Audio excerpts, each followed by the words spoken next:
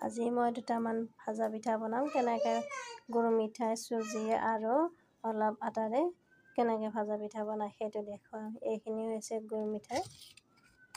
এতিয়া মই এগিলাচ আটা লৈছোঁ।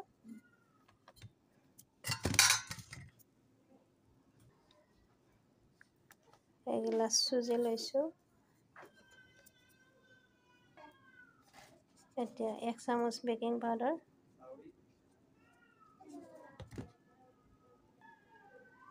এতিয়া অলপ কুহুমীয়া পানী দি এইখিনি ভালকৈ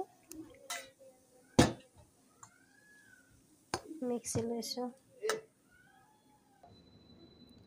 এতিয়া এইটো মিক্সাৰ কৰা হৈ গৈছে। এতিয়া কেনেকৈ বনাব লাগে সেইটো দেখুৱাই আছোঁ। এয়া কেৰাহীত তেলখিনি গৰম হৈছে।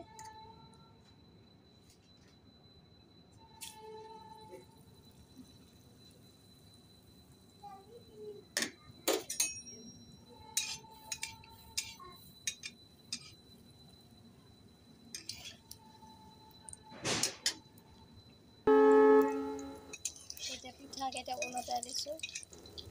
লাহে লাহে ৰঙচুৱা হ'বলৈ ধৰিছে।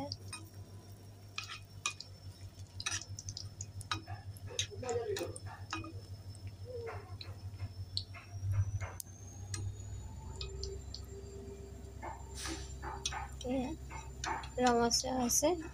এতিয়া নমাই দিছোঁ।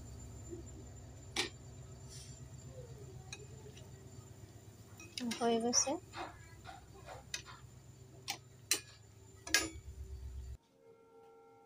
এতিয়া হৈ গ'ল বনোৱা। এয়া খাবলৈ খুব নৰম হৈছে, চফ্ট। এতিয়া খাই চাওক। তৈয়াৰ হৈ গ'ল। খুব সুন্দৰ হয় খাবলৈ। এবাৰ বনাই খাই চাওক। ভাল লাগিলে চেনেলটো ছাবস্ক্ৰাইব কৰিবা, লাইক কৰিবা, কমেণ্ট কৰিবলৈ নাপাহৰিবা। আজিলৈ ইমানতে, বাই বাই।